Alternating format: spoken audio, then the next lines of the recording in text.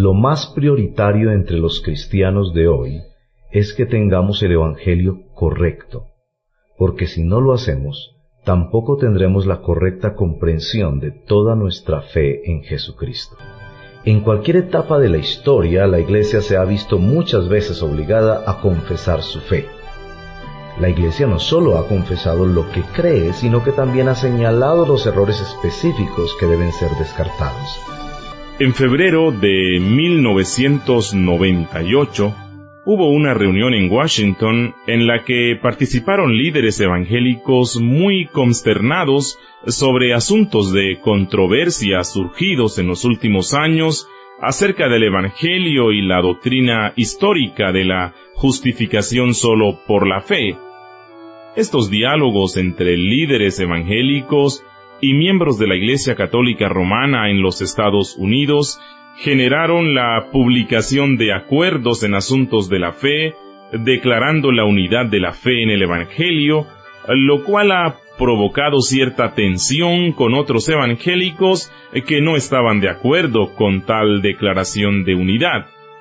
En esta reunión realizada en Washington, participaron representantes evangélicos que habían tenido diálogos con teólogos de la Iglesia Católica Romana, así como los que no estaban satisfechos con algunos argumentos surgidos en estos diálogos. En esta reunión llegaron a un consenso respecto a la existencia de algunos problemas actuales en el mundo evangélico relacionados con la desintegración de la unidad que ha sido fraguada desde la época de la Reforma Protestante del siglo XVI, unidad que había permanecido sólida por 450 años antes. Pero podemos apreciar grandes diferencias en varios puntos teológicos entre las iglesias evangélicas. Sin embargo, a pesar de estas diferencias teológicas, siempre ha habido un sentido de unidad y de camaradería en lo concerniente a la afirmación central de la doctrina de la justificación solo por la fe, que a través de la historia ha sido considerada por los evangélicos como la esencia del Evangelio del Nuevo Testamento. Entonces, a los líderes que se reunieron en Washington en febrero de 1998, manifestando que lo que en realidad necesitamos en el mundo evangélico es intentar restaurar la unidad histórica y procurar esa unidad con un consenso en su fe en el Evangelio. Al mismo tiempo, la Alianza de Confesión Evangélica se reunió en Filadelfia y pasaron 3 días pensando acerca del tema teológico más controversial en nuestros días, el mismo Evangelio, y se sacaron a la luz los temores existentes sobre la confusión que se estaba generando en la comprensión histórica del Evangelio y sobre el peligro de caer en un eclipse total en este asunto. Como resultado de ello y de las discusiones que se dieron en Washington, se convocó a un comité preliminar con representantes que habían apoyado la unidad en la confesión de fe con los católicos romanos y con aquellos que se habían resistido a esta iniciativa, en particular los primeros, con la esperanza de llegar a una confesión consensual sobre el tema de la justificación y el Evangelio, y los segundos con el propósito de restaurar la unidad entre los líderes evangélicos. Este comité preliminar se ha estado esforzando por aproximadamente 1 año o un poco más, reuniéndose para trabajar juntos en la producción de un documento que contenga la confesión del Evangelio y de la justificación solo por la fe. Y me regocija anunciarles que se pudo cumplir esta iniciativa. Además, creo que se ha podido dar un paso significativo hacia la restauración de la unidad de la que habíamos gozado en el pasado. Consecuentemente, lo que me gustaría hacer ahora es exponer parte de ese documento fraguado por este comité preliminar. Pero antes de proceder, permítanme mencionarles los nombres de las personas que participaron en la elaboración del documento. A este comité preliminar se lo ha denominado Comité para la Unidad Evangélica y estuvo conformado por personas que representaban organizaciones o ministerios evangélicos de gran renombre e influencia en Norteamérica. Estuvo un representante de la Asociación Billy Graham, estuvo un representante del Ministerio de Reformación y Reavivamiento, el doctor Timothy George, quien fue uno de los principales autores del documento sobre el don de la salvación y que proviene del Seminario Teológico Paz en Birmingham, Erwin Lutzer, pastor de la Iglesia Moody en Chicago, varios representantes de la revista Cristianismo Hoy, el doctor J. Packer de Vancouver, estuvo R.C. Sproul, el anfitrión de este programa Renovando tu Mente, estuvo un representante del Seminario Trinitario en Chicago, el doctor Don Carson de la misma institución y el doctor Scoff. Todos estos hombres, como les había mencionado, trabajaron juntos por un año aproximadamente a fin de producir este documento.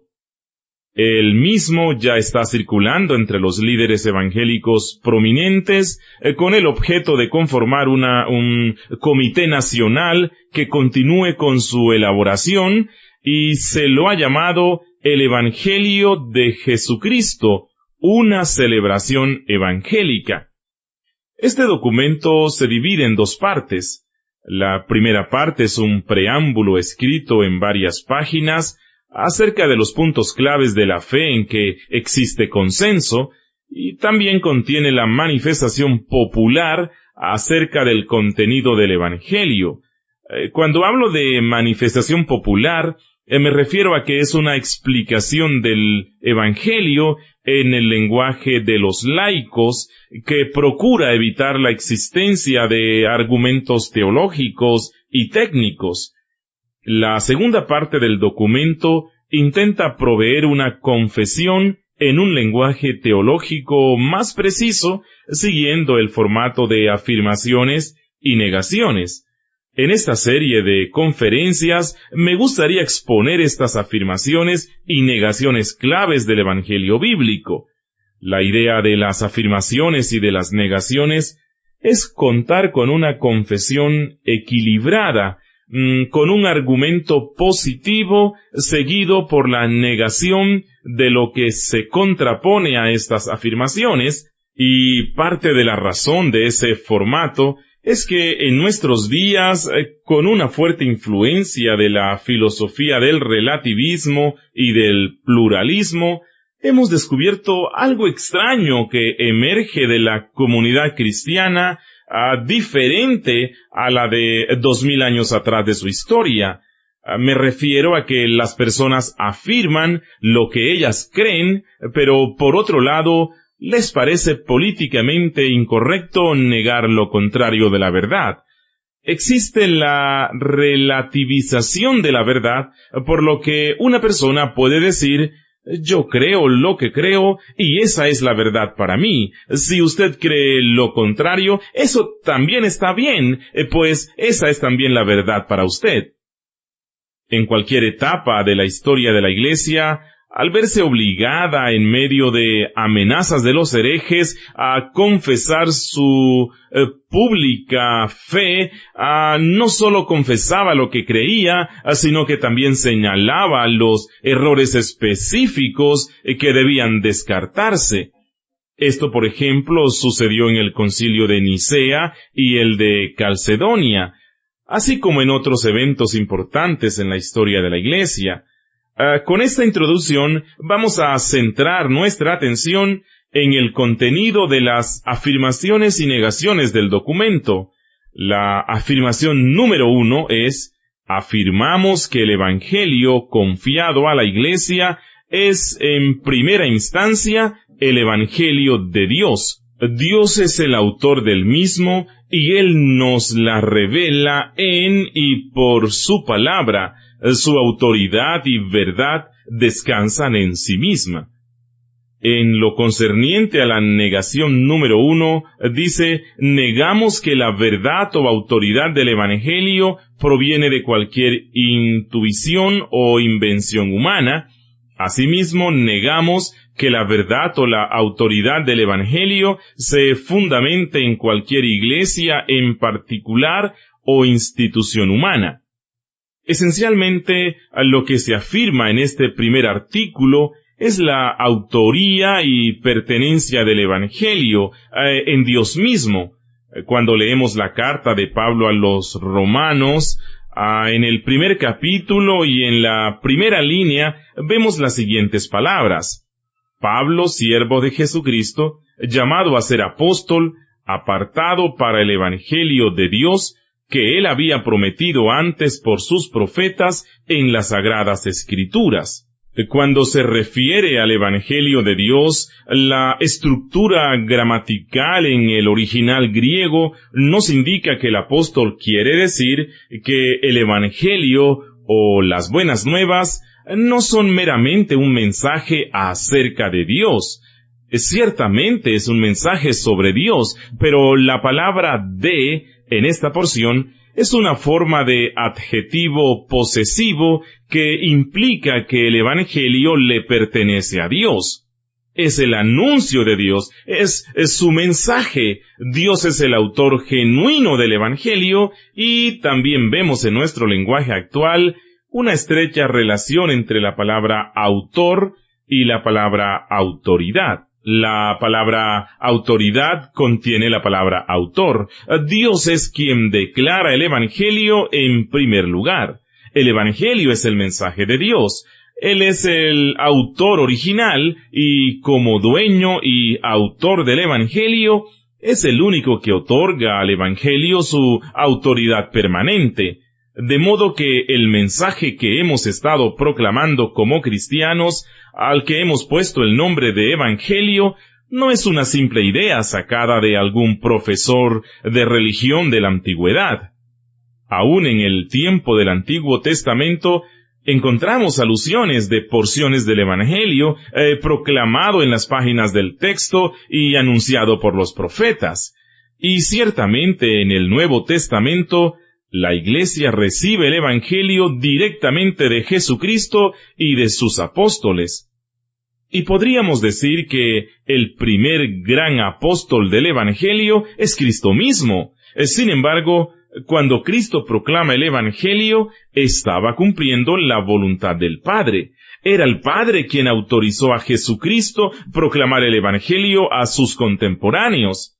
Jesús dijo, «Las palabras que yo hablo, no las hablo por mi propia cuenta, sino que el Padre que mora en mí, Él hace las obras». De modo que aún el Evangelio que recibimos de Jesús finalmente tiene su autoridad en Dios mismo. Este primer argumento incluye la autoridad a la que se hace alusión durante la Reforma evangélica del siglo XVI bajo el principio de sola escritura. Conocemos que los dos temas centrales de la Reforma del siglo XX con frecuencia se los llama la causa material y la causa formal de la Reforma. El asunto material que mayormente se encontraba en disputa en ese tiempo era la doctrina de la sola fide o de la justificación solo por la fe. Y justamente por ese tema central del siglo XVI, a los protestantes se los llegó a identificar como evangélicos. Este nombre fue tomado de la palabra evangelio, que es una traducción del término griego evangelium, usado en el Nuevo Testamento. Así los reformadores protestantes fueron llamados evangélicos porque creían que en la controversia relacionada con la doctrina de la justificación solo por la fe, el asunto central de conflicto era el contenido del Evangelio.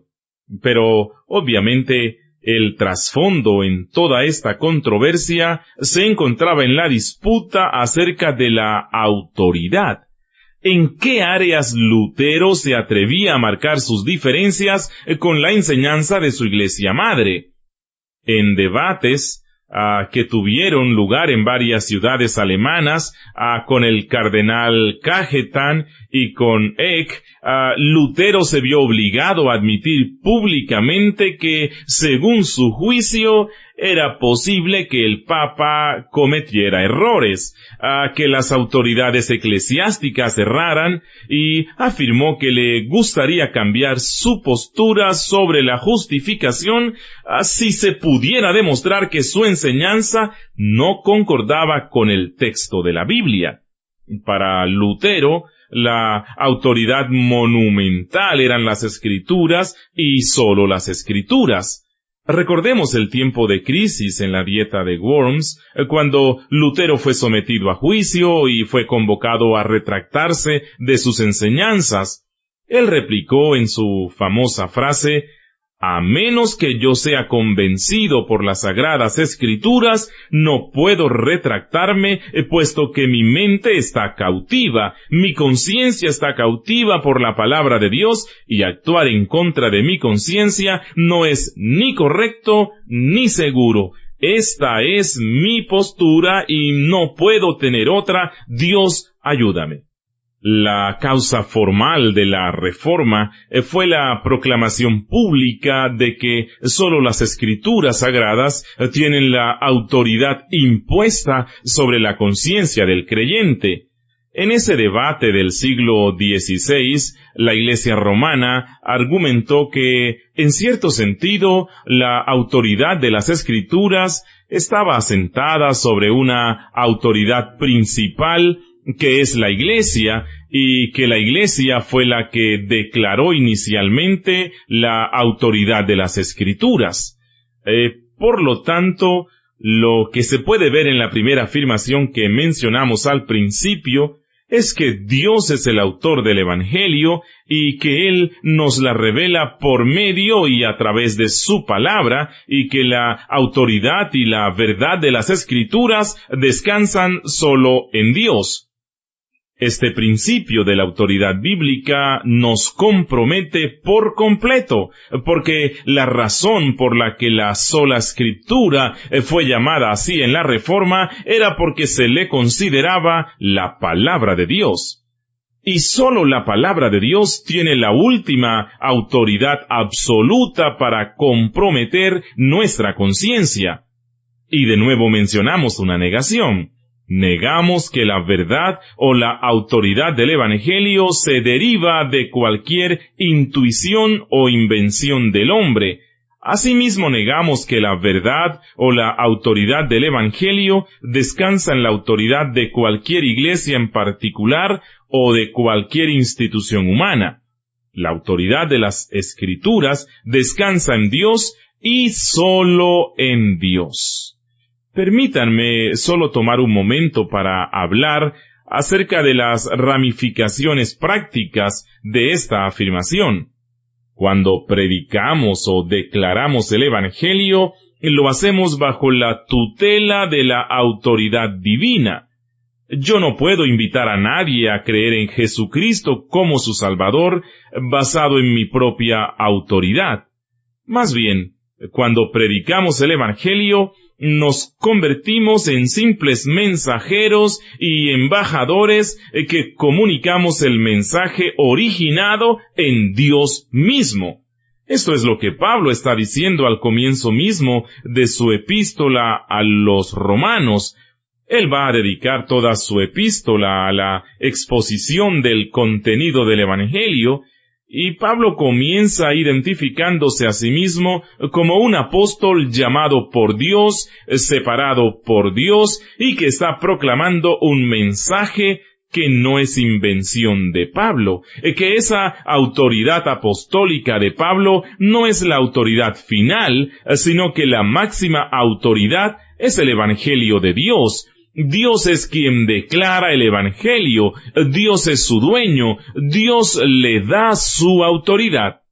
Yo había mencionado antes el problema que habíamos tenido en años recientes en el mundo evangélico, no solo en la cuestión de la unidad en el Evangelio, sino también y aún con mayor importancia, la cuestión prioritaria de nuestra comprensión del contenido del Evangelio. En encuestas realizadas entre personas que profesan ser evangélicas, me he informado de manera alarmante que se manifiesta una ignorancia bastante amplia sobre lo que es el Evangelio, su contenido, sobre las buenas nuevas, por qué son buenas nuevas y qué significa creer en el Evangelio de Jesucristo. Por lo tanto, lo que estamos viendo en este documento que se ha elaborado es una presentación no sólo del origen del Evangelio, sino también del significado del mismo, porque lo más prioritario entre los cristianos es que tengamos el Evangelio correcto, porque si no lo hacemos, tampoco tendremos la correcta comprensión de toda nuestra fe en Jesucristo.